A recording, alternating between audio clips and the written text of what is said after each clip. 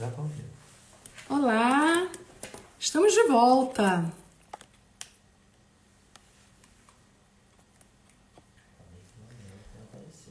Boa noite, meus amigos. Estamos aqui na segunda parte do programa de estreia da Rede Sem Fronteiras, o Conexão Sem Fronteiras. Boa noite, Zara Paim, boa noite, Marita Portugal. Que bom tê-los aqui, sejam bem-vindos. Olá, pessoal.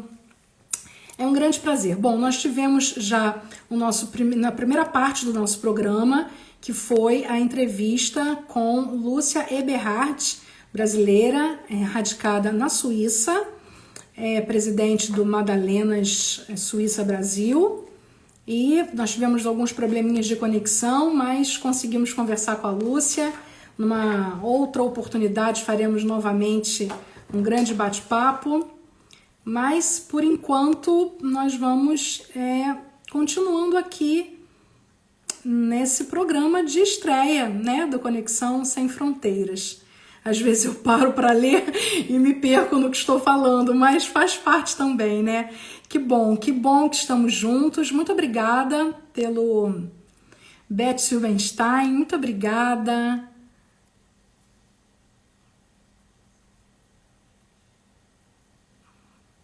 Que bom, muito obrigada, pessoal. Sejam bem-vindos. Nós agora vamos entrevistar Maria Esther Paz Barreto Rodrigues. Maria Esther, que é sobrinha de Nelson Rodrigues, uma amiga muito querida. Olha a nossa Lúcia aí. Boa noite, querida Lúcia. Continuando conosco, muito obrigada. Vamos esperar agora a nossa convidada, a nossa segunda convidada dessa noite, entrar para podermos começar aqui a entrevista com ela, tá bem? Que bom que você está por aqui, Lúcia. Pode ser até que às vezes para assistir a conexão não exija tanto, né, do que o que exige uma gravação, não é?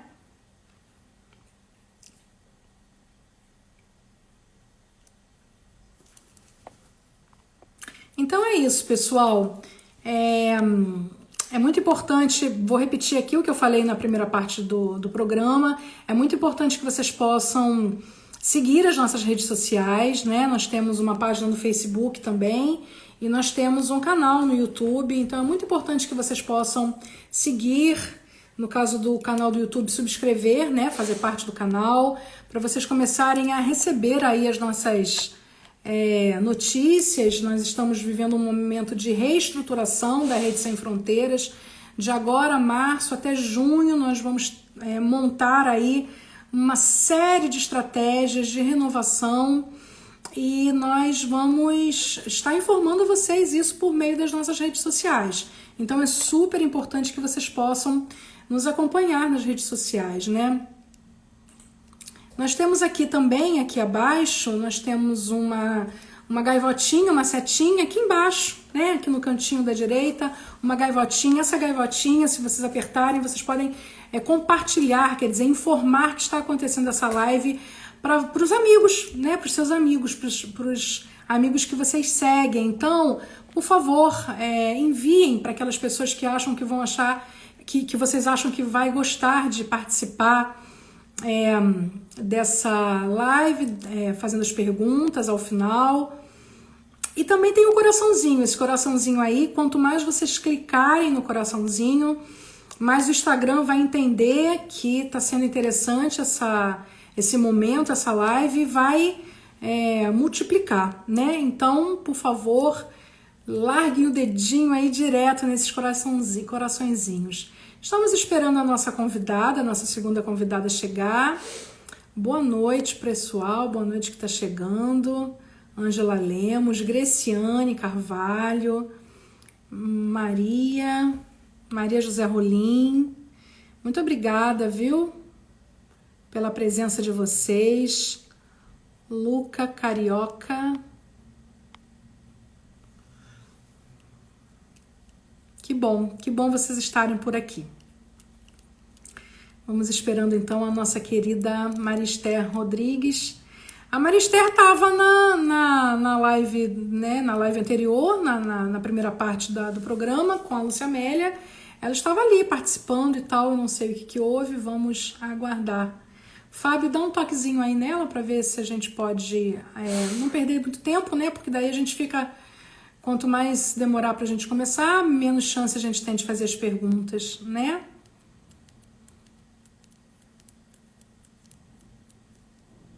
Se vocês quiserem fazer alguma pergunta para mim sobre a Rede Sem Fronteiras, enquanto a gente espera a nossa querida Marister, podem fazer. Estou aqui à disposição de vocês e a gente vai trocando ideia. Vou aproveitar para falar um pouquinho da Feira do Livro de Lisboa. A Feira do Livro de Lisboa, ela acontece tradicionalmente todos os anos, no finalzinho de maio, comecinho de junho. O ano de 2020, o ano passado, ela teve que ser adiada para setembro, aconteceu no final de agosto, começo de setembro, por conta da pandemia.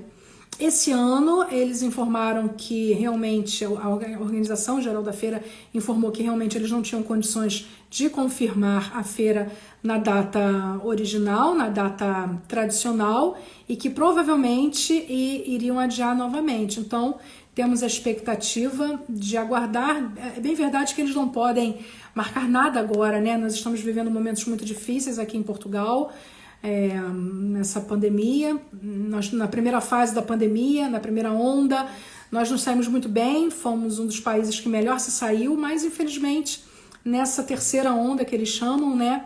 Nós somos um dos piores países em contaminação proporcionalmente falando e em mortes também. Mas a coisa está melhorando, nos últimos dias o índice tem descido, então se Deus quiser isso vai realmente passar logo, vamos ter fé de que vai passar logo, nós não podemos ter outro sentimento senão de esperança e fé, não é? Então, de qualquer forma é muito prematuro marcar qualquer coisa agora, a organização da feira está correta, porque no ano passado nós tínhamos quase 40 escritores com passagens compradas, hotéis confirmados que tiveram que cancelar. Então é natural que a gente tenha um certo cuidado esse ano para que ninguém tenha prejuízo. Mas a gente já está se organizando, porque a organização ela precisa ser feita com muita antecedência. Então nós já estamos fazendo a inscrição para aqueles que têm interesse de mandar suas obras, mesmo que não tenham condições de estar presente ainda esse ano, mas que queiram mandar sua obra sob representação. Então nós estamos fazendo já a inscrição dessas pessoas, aqueles que tiverem interesse em se informar, em obter informações sem compromisso, pode entrar em contato conosco pelo e-mail contato@redesemfronteiras.com.br, falar com a Sofia, nossa assessora, solicitar o regulamento e ela vai mandar para vocês sem compromisso para que vocês possam realmente se informar aí das possibilidades de se fazer presente na feira ou pelo menos ser representados com as suas obras, né? Nós temos também a Sem Fronteiras pelo Mundo, a coletânea Sem Fronteiras pelo Mundo, que é a coletânea que já está no seu 6º volume, agora em 2021. É uma coletânea que é o nosso carro-chefe, é a joia da coroa, porque é uma coletânea que a gente tem um prazer muito especial, porque é uma coletânea que a gente envia para os nossos parceiros, nesses 20 países que temos parceria. Então a gente não só distribui em larga escala em todo o Brasil, mas também por esses 20 países dos quais somos parceiros. Aqui em Portugal, por exemplo, já foi distribuído de norte a sul a coletânea desse ano de 2020 e nós registramos as entregas, nós tiramos fotos para que as pessoas possam, os coautores possam saber como é que a coletânea está caminhando e também para que possa, às vezes tem amigo num país, naquele estado e fala, olha, você quer ler meu livro, quer ler minha produção, está na biblioteca tal, do país tal. Então assim, é muito importante que a gente tenha realmente essa possibilidade, né, de levar nossas produções além fronteiras. Então a coletânea Sem Fronteiras pelo Mundo, ela já estava com as inscrições fechadas, porque a gente estava trabalhando para o lançamento dela em maio agora na Feira do Livro. Como a feira foi adiada, ainda sem data, nós reabrimos as inscrições e estamos com ela aberta, mas já vamos fechar, quer dizer, mais uma semana no máximo nós já estamos fechando por definitivo as inscrições. Então, aqueles que ainda quiserem participar, é muito importante, porque, inclusive, todos esses projetos que estão vindo por aí da nova fase da Rede Sem Fronteiras, fará diferença quem fizer parte da coletânea. Quer dizer, a pessoa que já faz parte de algum projeto da Rede Sem Fronteiras terá alguns benefícios. Então, se você gosta de participar de coletâneas e compreende que a coletânea Sem Fronteiras pelo Mundo é uma coletânea realmente que vai além fronteiras, participe, solicite pelo mesmo e-mail para a Sofia, contato@redesemfronteiras.com.br, o regulamento, porque a Coletânea Sem Fronteiras realmente, a gente só tem mais alguns dias para fechar as inscrições, tá bem? Nós estamos começando agora olha aí, a Maria Esther chegou, já vou chamar ela. Só para finalizar, nós estamos começando agora a coletânea da Laulas, Academia de Letras e Artes Luso-Suíça, do nosso presidente Augusto Lopes, e a partir de hoje as inscrições já estão sendo feitas. Se você não recebeu o convite, solicite por esse mesmo e-mail, porque nós vamos enviar, tá bem? Bom, então agora eu vou convidar a nossa querida Maria Esther Paz Barreto Rodrigues para entrar aqui na nossa sala. Estar conosco. Nós perdemos aí alguns minutinhos, mas nós vamos procurar sermos rápidas nas respostas para que a gente possa ter bastante tempo. Oi, minha querida. Oi, querida. Bom. Beijo. Boa noite, seja muito bem-vinda. Obrigada. Sua conexão me parece estar boa. Vamos torcer para dar tudo certo com você. Vai dar, se Deus quiser. Bom, vamos começar. Eu quero te oferecer um brinde de boas-vindas. E eu quero muito brindar com você a sua chegada. Oba, tchim, a sua chegada aqui no Conexão Sem Fronteiras, que o nosso programa seja muito produtivo e que essa informação que a gente vai gravar aqui possa ir também além fronteiras para que quem não te conhece um pouquinho mais intimamente possa conhecer agora. Então, a sua saúde. Sim, obrigada, saúde. Bom, eu vou apresentar essa querida amiga.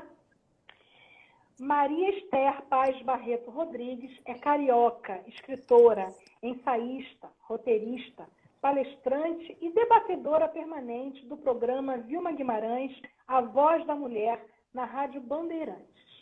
Diretora da AGEB Rio de Janeiro, Associação de Jornalistas e Escritoras do Brasil, membro titular do PEN Clube do Brasil, membro da UB, União Brasileira de Escritores Rio de Janeiro, da Academia Luso-Brasileira de Letras, onde ocupa a cadeira 45, Patroquímica de Machado de Assis, membro da APALA, Academia Pan-Americana de Letras e Artes, e membro da ADAB, Associação dos Diplomados da Academia Brasileira de Letras. Escritora premiada, o mais recente, primeiro lugar com o ensaio Clarice Lispector, Sol que Ilumina o Mundo da Literatura, no concurso José Bonifácio de Andrade Silva, da Academia Luso-Brasileira de Letras. Autora do livro Mãos Limpas, Coração Quente, um brasileiro no Kremlin, da Irmã Editora, sobre a União Soviética, inspirada na vida do seu atual marido, Obertal Mantovanelli, que viveu na União Soviética durante 20 anos no total, como conselheiro econômico na Embaixada do Brasil em Moscou. Vinda de uma família de jornalistas e escritores renomados, a começar pelo seu avô, o pioneiro Mário Rodrigues, dono dos jornais Amanhã e Crítica, empastelado da Revolução de 1930, seu pai, Augusto Rodrigues, criador e diretor da Manchete Esportiva, e que foi também secretário da redação do jornal O Globo, e os seus tios, Mário Filho, dono do Jornal dos Esportes, e Nelson Rodrigues, nosso dramaturgo maior. Essa é a nossa querida Maria Esther Paz Barreto Rodrigues, nossa parceira aqui na Rede Sem Fronteiras, uma amiga minha muito especial, da qual eu tenho muita honra de receber aqui neste programa de estreia. Maria Esther, boa noite, seja muito bem-vinda. E eu queria de cara começar com uma pergunta. Eu te apresentei, mas eu gostaria que você me dissesse sobre o seu olhar. Quem é Maria Esther Paz Barreto Rodrigues? Eu sou uma mulher que se reinventou, porque eu fiquei muitos anos casada, meu primeiro casamento, 22 anos, tive 3 filhos, 6 netos, 2 genros, uma norinha, enfim. Mas dona de casa, sempre viajando muito. Meu ex-marido era engenheiro e estava sempre participando de congresso, então eu viajei o mundo inteiro. Foi uma época muito feliz e muito bonita, mas eu, Marister, não tinha me realizado. Eu sempre gostei de escrever, desde pequenininha, desde criança, e quando meu pai estava para falecer, ele dizia para mim sempre, você está pronta, está madura, escreva um livro. E aí faltava um tema, até que meu atual marido, Bertal Antonielli, que viveu durante 20 anos na União Soviética, um dia ele estalou. Ele falou um ditado georgiano, para que serve o caminho que se leva à catedral, que era sobre a Revolução 17, pronto. E aí eu me redescobri. E estou escrevendo, escrevi um livro, que você comentou, Esther Rodrigues, Mãos Limpas, Coração Quente, mas escrevi muitos ensaios, muitas crônicas, enfim, contos. E eu adoro o que eu faço, porque o que eu gosto é ler e escrever. Então, eu me encontrei na vida. Que bom. Eu queria que você falasse um pouquinho sobre os seus projetos pessoais, não só sobre o seu livro, que, para quem não sabe, ele veio aqui para a Feira do Livro de Lisboa de 2020, fez bastante sucesso, foi entregue para o consulado aqui do Brasil, de Lisboa. E, enfim, eu queria que você falasse um pouquinho desse livro rapidamente e, em seguida, falasse para a gente um pouquinho dos seus projetos literários que você está preparando. Pois é. O livro foi assim, eu vi o primeiro capítulo de uma vez só, eu estruturei, porque o Bertal estava sempre me contando da vida dele da União Soviética, as histórias, e também a vida dele, que é muito interessante, menino pobre, que sonha então com a carreira militar, vai pelo segundo, e aí dá uma virada na vida dele, tem uma tuberculose. E aí, o que você vai fazer da vida? Vai fazer faculdade de economia, conhece o Roberto Campos como professor, e ele indica para o Itamaraty uma carta e ele vai parar na União Soviética, né? Como primeiro adido comercial e depois conselheiro econômico. E acaba ficando 20 anos, porque aprende russo. E ele sabia lidar com a KGB, tinha que lidar toda hora, que ele disse, mas não disse, né? Fica tudo pelo subentendido, ele entendeu isso, e ele é bom de negociar. Enfim, então, e a experiência dele, que as pessoas tinham antigamente uma coisa idealizada da esquerda e que seria tudo maravilhoso. Não é bem assim, porque se a pessoa se expressa e o Partido Comunista não gosta, então vai para Gulag, não é? Que é campo de concentração, ou vai para o hospício, ou vai para... ou eles dão cabo mesmo. Então, é terrível. E há privilégios também no Partido Comunista, né? Não é tudo igual, não. Não existe comunismo. Não é? Primeiro o partido tem 19 milhões de membros e depois o povo. Né? Então, eu coloco várias coisas e coisas maravilhosas que a União Soviética fez. Porque Stalin, apesar de tudo, aquele deslocamento do campo para a cidade, para industrializar, morreram 20 milhões de soviéticos. Porém, ele pegou um país basicamente agrário e industrializou e transformou na segunda potência do mundo. Levou o homem ao espaço pela primeira vez com Gagarin, né, em 61. As mulheres lá são muito fortes, tudo igual a homens. São bravas, lutadoras, pilotam aviões, fazem de tudo, são incríveis. E também, quem acabou com o nazismo foi a União Soviética. Então, é totalmente imparcial o livro, mostro coisas boas, coisas não boas, enfim. Porque 27 milhões de soviéticos morreram, e eles continuam, é um povo muito patriota, sempre foi.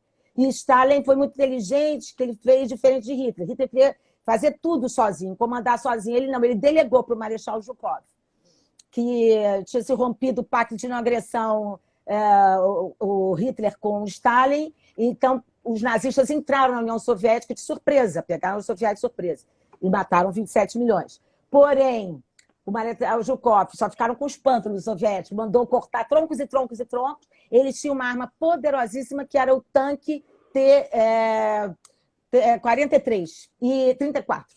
E esse tanque era impossível. Então, aí houve um contragolpe aí, e quem pegou de surpresa foram os soviéticos, entraram em Berlim, na Alemanha, colocaram a bandeira, salvaram vários judeus que estavam, isso não se fala muito nos campos de concentração, porque ali era ser humano para ser humano. Eles estavam exaustos da guerra, e como estavam exaustos os judeus também. Então, ali foi humanidade, não foi ordem de ninguém. E Hitler se suicidou um mês antes, quando soube que os soviéticos estavam entrando. Então, é um livro interessante. Se fala de várias coisas, como vive os russos. É bem abrangente, se toca em vários pontos. E quanto aos meus projetos, eu entrei para a Só um JEP. instantinho, Esther. Antes de você passar para os seus projetos, eu queria que você mostrasse de novo a capa e que informasse onde é que as pessoas podem adquirir o livro. Pois é, Mãos Limpas, Coração Quente, Esther Rodrigues, porque o meu editor, Júlio Silveira, da IME Editorial, ele é muito conciso. Ele cortou o marido, meu nome, que eu pretendo voltar. Então, ele botou só Esther Rodrigues. E isso aqui é o lema da KGB, que também cortou a primeira frase, que é cabeça fria, quer dizer, foco, serve para gente, né? Mãos limpas, não se corromper, e coração quente, quer fazer tudo com paixão. Né? Então, está na Amazon. É só colocar Mãos Limpas, Coração Quente, Esther Rodrigues, tem vários sites vendendo. Eu nem sabia, fui entrar outro dia, tinha um mundo vendendo. Mas, enfim. Que bom. E aí? E agora fala, então, dos teus próximos projetos que estão vindo por aí, né? Pois é. Por aí. Um dia, uma amiga minha, Mônica Rocha, me falou que ela estava na JEB, e do Rio de Janeiro, que a de Andréa é a presidente, maravilhosa, super competente, talentosa. E aí que iam fazer uma homenagem a Nelson Rodrigues, aos vultos, né, que ficam em bronze nas praças, e que para eu ir. Então, eu fui e falei do Rio de Nelson, né, porque ele nasceu no Recife, mas com 4 anos que ele veio para cá. Ele era apaixonado pelo Rio de Janeiro. Isso, quem lê a obra dele vê que está sempre citando ruas, e o Poente do Leblon, e o Campo de Santana. A cada 2 minutos você vai vendo sobre isso, a paixão dele sobre o Rio. E aí de Andréa Portugal me convidou para participar da JEB, o que muito me honrou, que é a Associação de Jornalistas e Escritoras do Brasil. E, através da de Andréa também, eu conheci a Rede Sem Fronteiras, que a gente participa de coletâneas, e aí você faz um ensaio, um conto, enfim, manda um texto, e aí com isso eu fui começando também a mandar para concursos, porque eu fui participando de vários concursos, e não é que eu fui começando a ser premiada, né? Aqui e ali, sempre subindo ao pódio. E aí o Tom Farias, que é um escritor, biógrafo, jornalista, ele maravilhoso, crítico literário, ele gosta dos meus ensaios, e aí ele disse, você tem que fazer um livro de ensaio. Como é que eu não pensei sobre isso, né? E ensaios premiados. Então eu estou pensando em fazer, e soube que de Andréa agora tem uma editora, Letras Graciosas, aí em Portugal. Então seria uma honra para mim, já pensou, estreia em Portugal, na Feira do Livro. Seria assim o máximo. Então, eu estou cheia de planos, não é? É isso que move o homem. Meu pai sempre dizia que a gente tem que estar sempre com plano, com projeto. Mesmo que não se realize, não importa. Um vai levando ao outro, mas a gente tem que estar sempre sonhando com alguma coisa. Aproveitando esse ganchinho aqui, eu queria que você dissesse também um pouquinho sobre isso. Quer dizer, qual foi a importância da Rede Sem Fronteiras na sua carreira? Quer dizer, você até já falou aí da motivação que você teve de escrever, e uma coisa foi puxando a outra, mas eu queria que você me desse um panorama do que realmente você acha que significou e significa a Rede Sem Fronteiras dentro dessa tua jornada profissional. De que forma a gente pode... de que forma a gente tem colaborado com esse teu andar? Muito, muito. Porque, por exemplo, o meu editor foi para Portugal, enfim, ele meio que deu uma abandonada aqui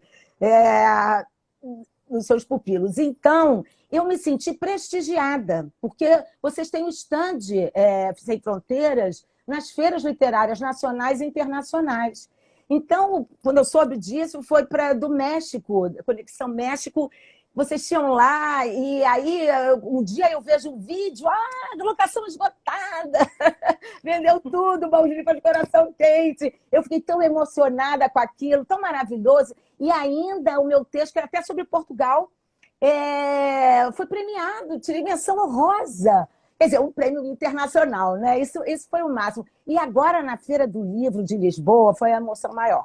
porque além de eu ter vendido lá no stand da Rede Sem Fronteiras, além de tudo, o livro foi para... Tirei menção honrosa, como eu conto, a Viagem Milagrosa, e fora isso, foi para a Embaixada do Brasil em Portugal, em Lisboa. Isso é uma honra imensa estar lá na biblioteca, sabe? Então, vocês valorizam, divulgam, promovem os coautores das coletâneas que vocês fazem brilhantemente, porque são cento e tantos coautores, e brasileiros, e portugueses. Então, vocês estão divulgando a cultura brasileira e lusófona no mundo, não só aqui no Brasil e em Portugal, mas em 20 países.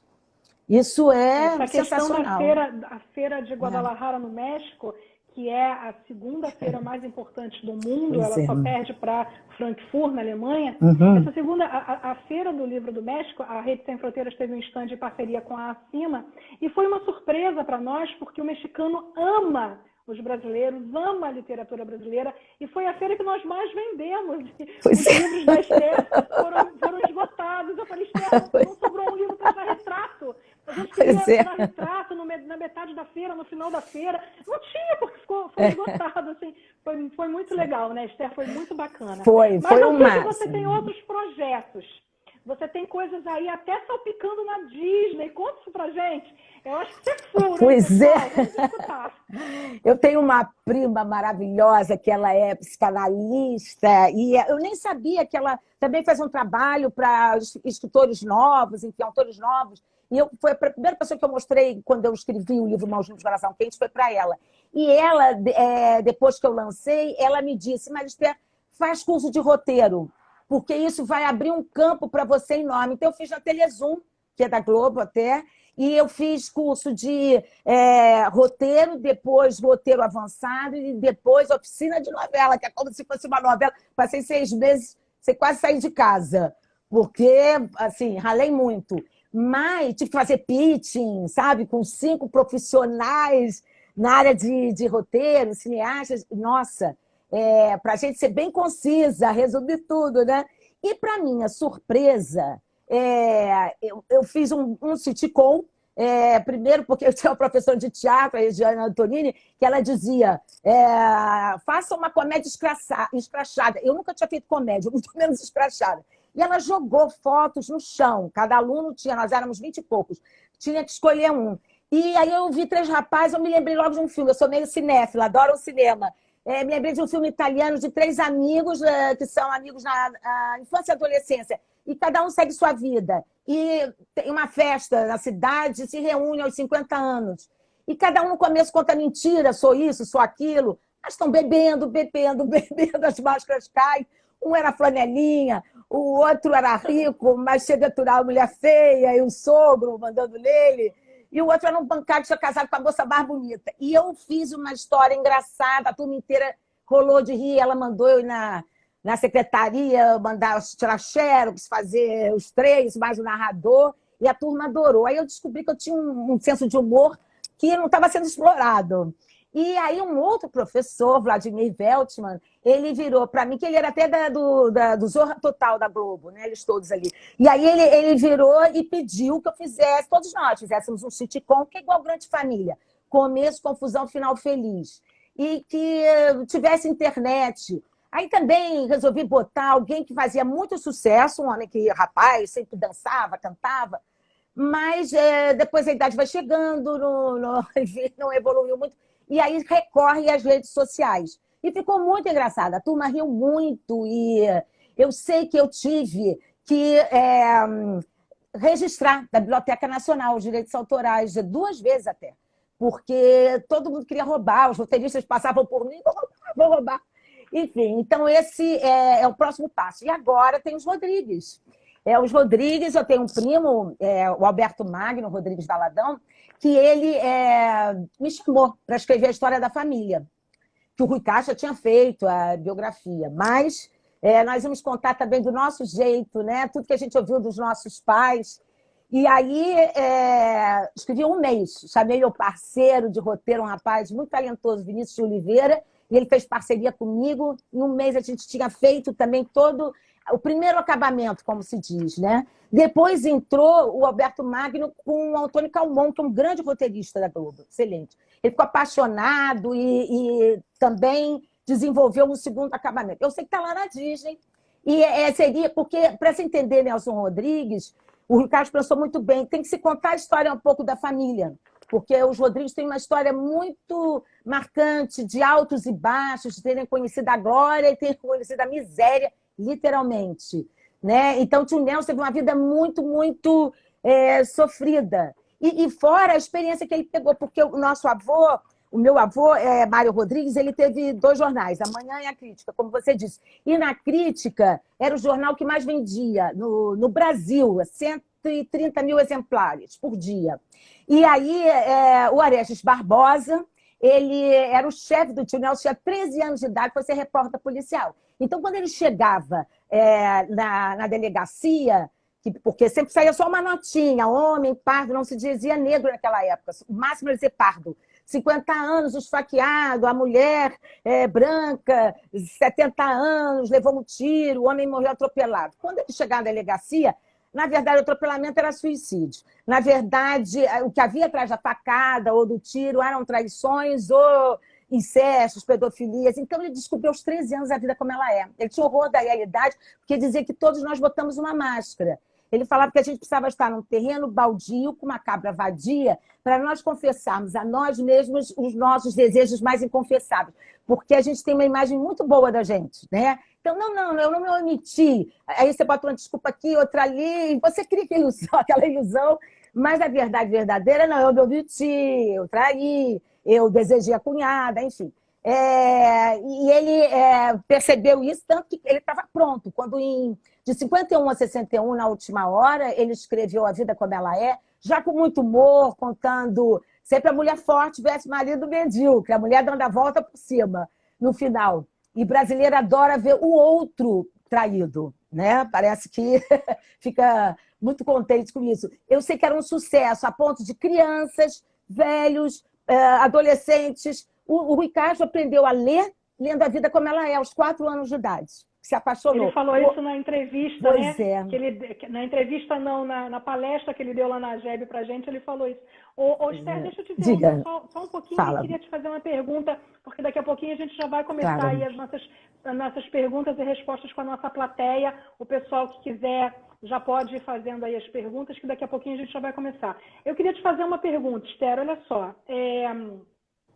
Eu queria saber qual é a influência na tua escrita do teu tio Nelson Rodrigues. Quer dizer, como é que ele influencia na tua escrita? Se tem, claro, alguma influência. Eu penso que sim, óbvio.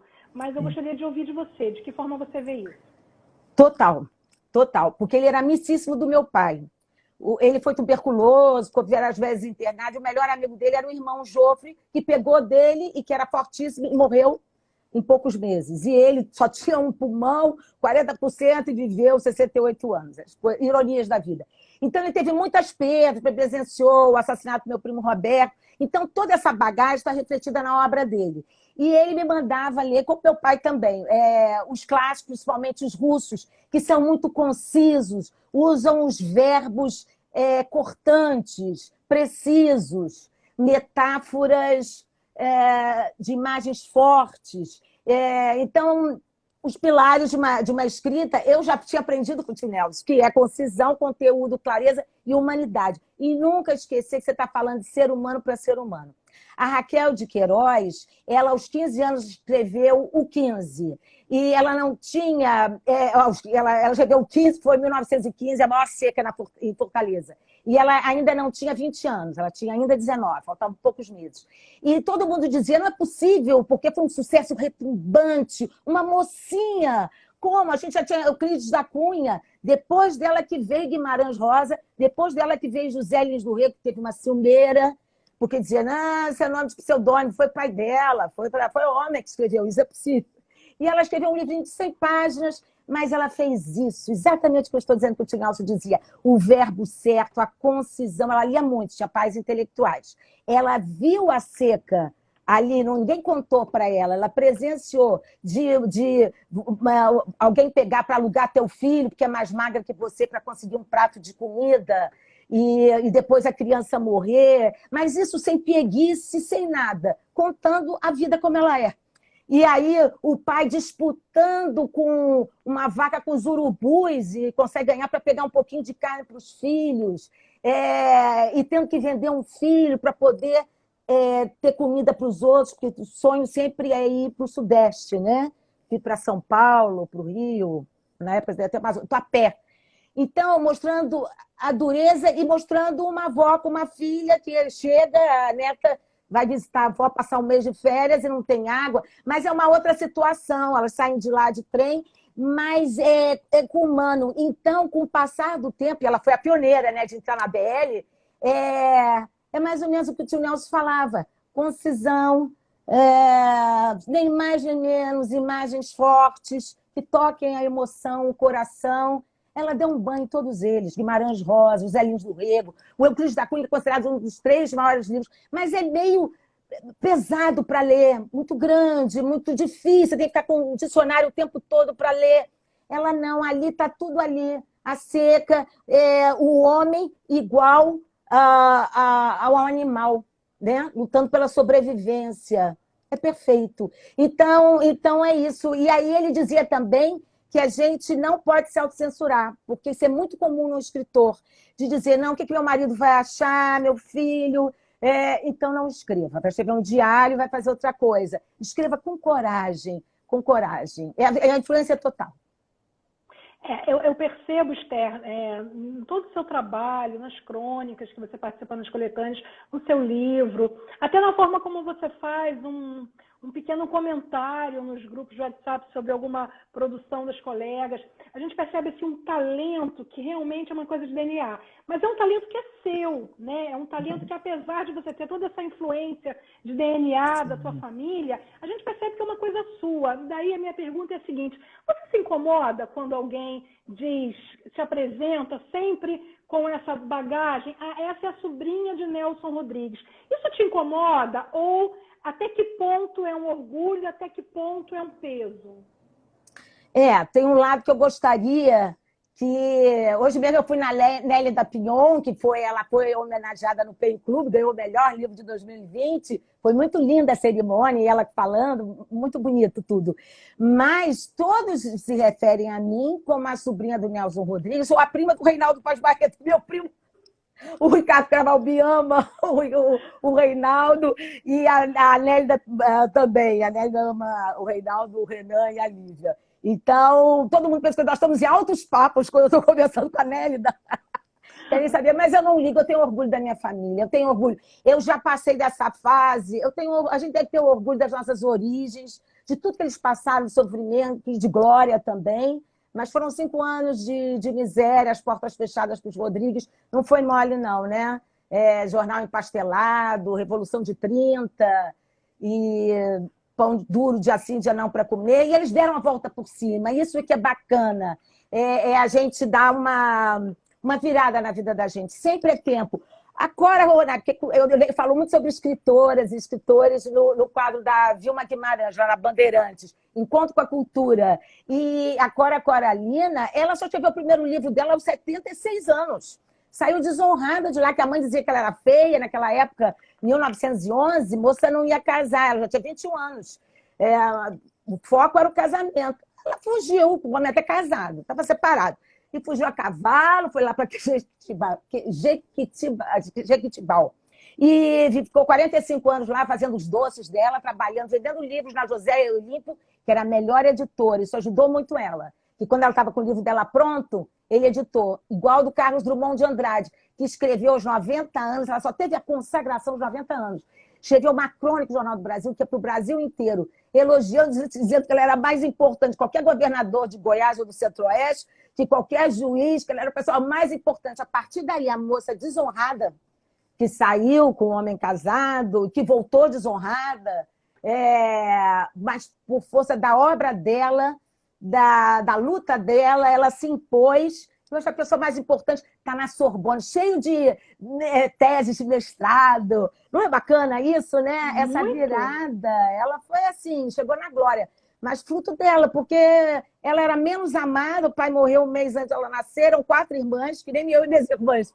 E como ela saiu não bonita, que diziam que ela não era bonita, não era inteligente. Pois é, ela é o orgulho, ela está em Madrid, várias teses de mestrado, doutorado, e eu vi a Vera Barroso, sem censura, perguntando para uma professora universitária de Goiás o que faz um verdadeiro escritor. O escritor ser importante, ela disse, quando chega aos meios acadêmicos. Pois Cora Coralina chegou, e Carolina de Jesus, agora dia 25 de fevereiro, que era uma moça negra, analfabeta, catadora de lixo, enfim, tinha mais função de ser escritora. Só tinha até o segundo ano primário. Ela foi considerada, dia 25 de fevereiro agora, pela UFRJ, doutora honoris causa. Então, o reconhecimento, e fruto também de teses de mestrado e doutorado.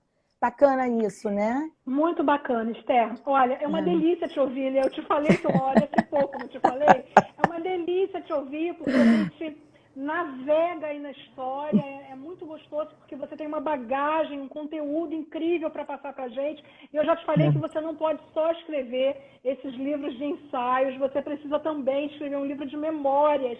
A gente quer registrar a história aí dos Rodrigues, você precisa pensar sobre isso. Mas agora chegou a hora da gente responder as perguntas da nossa plateia, porque senão não vai dar tempo, tá bom? Então eu vou começar aqui com as perguntas.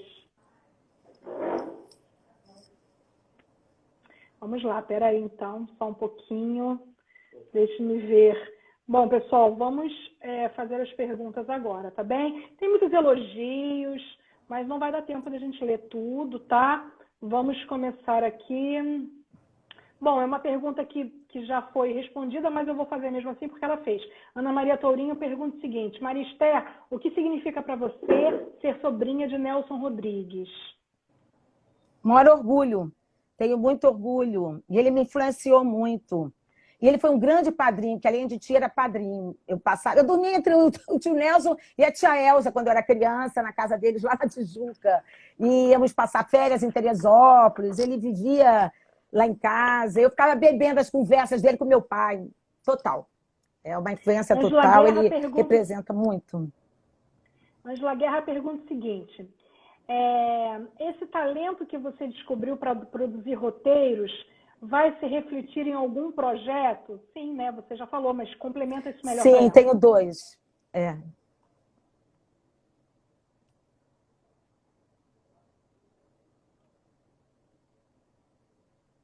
Muitos elogios, Esther. Aqui, Edivaldo Rosa. Mediante a sua experiência com as bases literárias de sua família e através do seu próprio esforço, pergunto, a senhora Esther, na sua opinião, qual é o papel de um escritor hoje?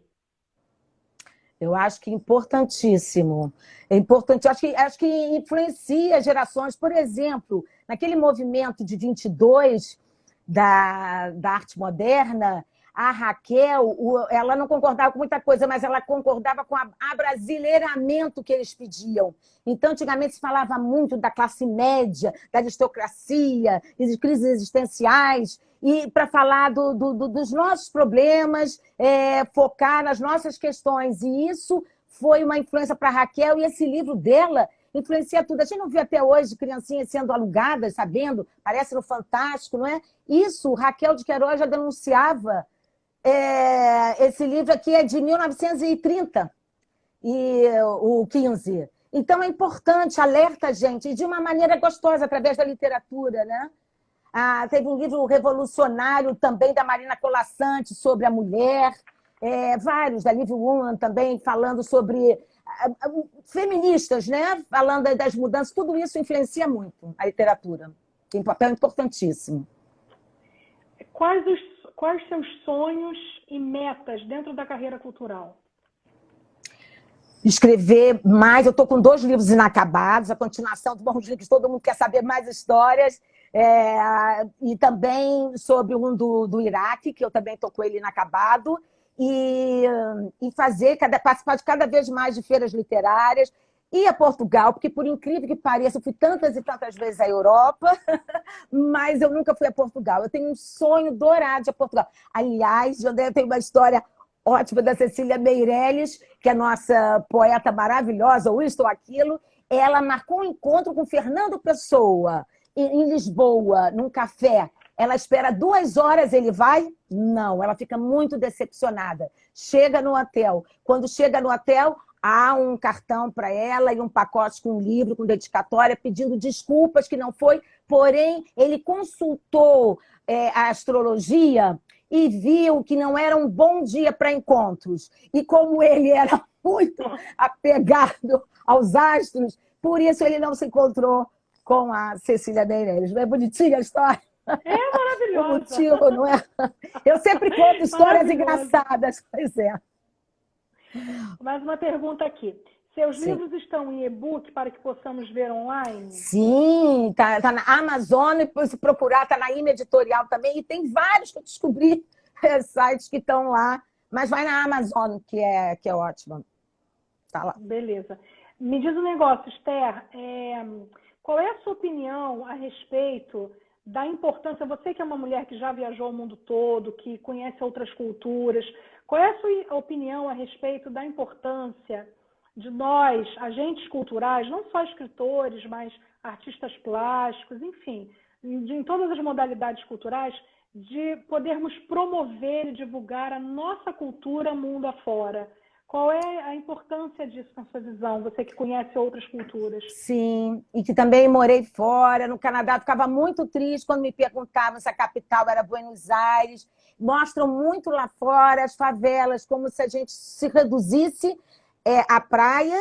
E eu briguei uma vez porque falaram mal das nossas mulheres, porque usavam biquíni cavado, etc. e tal, fio dental. E quando eu me vi defendendo com incidente, a gente se torna muito patriota lá fora, demais até. Mostra um pouco da gente, entendeu? Tinha que mostrar a nossa literatura, tantas mulheres aqui fazendo tantas coisas bacanas, não só mulheres e homens, como você disse, artistas plásticos, escritores. Meu Deus, tanta gente talentosa. É só ver o The Voice, tem tanto talento, né? Anônimo Incrível, por aí, né? é incrível, né?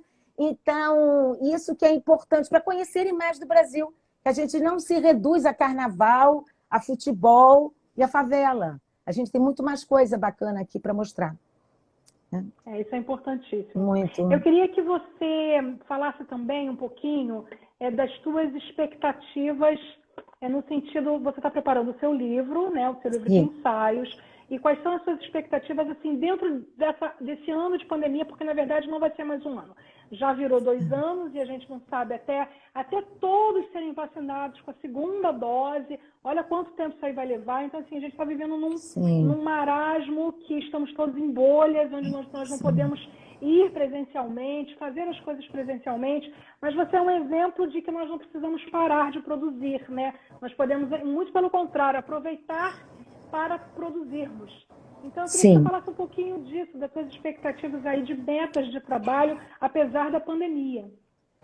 Bom, eu, pelo jeito, talvez não dê, tem muitas chances que não dê para, de novo, não ir à Feira do Livro de Lisboa, que eu queria muito esse ano. Mas não faz mal, porque o texto que eu te mandei, né, para a coletânea da Rede Sem Fronteiras, volume 6, está lá bonitinho, me representando. E eu espero terminar a tempo, porque como eu estou falando muito de escritores, e agora, por causa do Dia da Mulher, estou focando mais em escritoras. E eu estou me apaixonando por cada uma delas.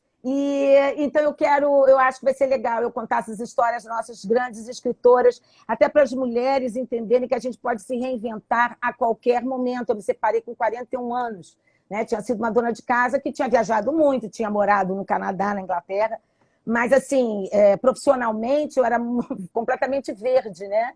Mas eu tinha o dom de escrever, eu amo escrever, amo ler. E aí uma coisa foi levando a outra, e é sempre tempo de inventar. Eu acho que a gente pode produzir muito. Minha filha Alessandra de Londres, e aí ela falou, nossa, mãe, que tão inverno, a gente não pode sair, não sei mais o quê. E eu falei, minha filha, mamãe está enlouquecida, porque mamãe tem de estudar as escritoras para o programa da Bandeirantes. Eu tenho que pensar nos meus ensaios e escrever mais. Volta e meia eu estou escrevendo um pouquinho do livro, que anda a passos lentos, porque eu estou fazendo tanta coisa. Então, a gente devia aproveitar para fazer coisas que a gente sempre quis fazer e sempre vai empurrando com a barriga e deixa para depois. Às vezes, não perder tanto tempo na televisão, não é? não perder tanto tempo ficando à toa, produzindo. Porque o tempo é um bem precioso, de todos. Filosoficamente falando, é o mais precioso, porque a saúde você pode recuperar. Aquele tempo que você perdeu, você não recupera mais. Então, podendo fazer coisas bacanas, você, né, sempre sonhou fazer. E as redes sociais nunca foram tão colaborativas para que as distâncias possam ser minimizadas, né? Quer dizer, veja, eu estou aqui em Portugal, você aí no Brasil, e a gente conversando, e gente do mundo inteiro, gente do Brasil todo nos assistindo. Assim, isso é fantástico, né? Não tem por que a gente parar de produzir, a gente pode continuar. Eu tenho conhecidos que ainda estão em depressão desde março do ano passado, por causa da pandemia. Não, já passou essa fase do susto, já que passou. A gente tem que trabalhar em cima disso, né? A gente tem que sublimar, a gente tem que saber, a gente tem que se reinventar e descobrir de que forma a gente pode continuar produtiva sem surtar, porque isso ainda vai demorar um pouquinho, né, Esther? Agora, olha só, minha querida, eu quero ler algumas coisinhas aqui para você, tá? Socorro Cavalcante, de Fortaleza, falou: Maria Esther, obrigada por nos prestar tantas informações preciosas, além do mais, você é espirituosa. A Maile Cairo, Maria Esther é maravilhosa, super interessante a sua entrevista, oferece cultura de uma maneira muito interessante, com naturalidade, muita capacidade, uma delícia ouvir suas histórias. Adoro de Molitza, de São Paulo. Boa pergunta, amiga, parabéns. Sônia Orofino, irmã. Maria Esther é cultura pura. Jéssica Fonseca, siga a Rede Sem Fronteiras e fique por dentro. Obrigada, Jéssica. Roberto Gomes entrou. Deixa eu ver o que mais aqui. Adorei a entrevista. A Marta Verônica, de Minas Gerais. Ana Maria Tourinho, uma beijoca para as duas queridíssimas de André Portugal, Maria Esther. Obrigada. Parabéns. O que mais aqui? Peraí, deixa eu ver se tem mais alguma perguntinha. Zara Paim, muito interessante as confissões de Maria Esther, explicando como iniciou a arte de escritora. Vamos lá. Ana Dutra, de Paula Barros, excelente entrevista. Deixa eu ver o que mais. Lúcia Amélia, nossa querida primeira entrevistada aqui da noite de hoje. Gente, que maravilha, muito conteúdo, gratidão. Jéssica, de novo, amei a frase, escreva com coragem. A Elci Lopes, Doroteia, de Minas Gerais, que aula de história e literatura maravilhosa. Felipe Viegas, cheio de coraçãozinho. Que mais? Vilma Guimarães, querida Maria Esther Rodrigues, continue a brilhar neste direito de talento. A Maria José Rolinha, uma relíquia de saber as nuances da vida de Nelson Rodrigues. Enfim, muitas parabenizações. Deixa-me ver aqui mais. Mais uma pergunta. Olha, Lu Carioca. Quais os estilos que mais te agradam para escrever? Tia, você é maravilhosa. Que delícia, né? Tão bom quando a família nos apoia. A Leila Rodrigues também, olha, é uma delícia vir a Maria Esther, sempre nos trazendo novas informações, conhecimento. Que orgulho. É tão bom quando a família apoia, né, Maria Esther? Sim, às muito. vezes a gente percebe aí que os colegas que tem uma super representatividade no meio cultural, mas que não tem um filho, um esposo, um irmão, um parente que está ali apoiando, prestigiando. E você, todas as entrevistas que você dá, todas as palestras que você dá, sua família está junto, te aplaudindo, te apoiando. Isso é muito Graças gostoso, a Deus, muito gostoso, muito bacana. O estilo, aprendi com o tio Nelson também, com meu pai. Mesmo um assunto pesado, por exemplo, o que eu mais ouvi de crítica disso, do Mãos Limpas Coração Quente, apesar de falar sobre a União Soviética, sempre que você pode, e principalmente um assunto pesado, colocar humor. Vou dar um exemplo. O Obertal, ele foi tirar o passaporte, mas isso autorizado pelo Itamaraty, pelo governo, por tudo, para Moscou. E aí o encarregado, não vou dar, não sei mais o que, isso pleno 64. Então, eu botei assim, o encarregado, fulano de tal, que devia ter um parafuso a menos. Eu faço o tempo todo uma brincadeira, um humor. Por exemplo, quando ele chegou em Moscou, antigamente... Esther, nós temos Desculpa te interromper, só para Claro. atualizar. Nós temos 2, 3 minutinhos para o programa Então, ser fechado automaticamente. Então, eu preciso que pois é. você conclua seu raciocínio e que faça suas considerações finais para a gente não perder aí essa despedida, tá bem? Tá, então só Infelizmente. para concluir o negócio do estilo, quando o Bertal entrou assim em Moscou, aqueles prédios habitacionais, tudo igual, tudo grande, aquela cor horrível. Então ele disse que lembrou logo de Brasília ou da Barra da Tijuca. E sempre uma brincadeirinha, alguma coisa, eu acho que fica muito mais, a literatura fica, o livro fica mais gostoso de ler. E o que eu quero dizer é que eu agradeço muito a você ter sido convidada para o seu programa de estreia da Rede Sem Fronteiras, agora no Instagram.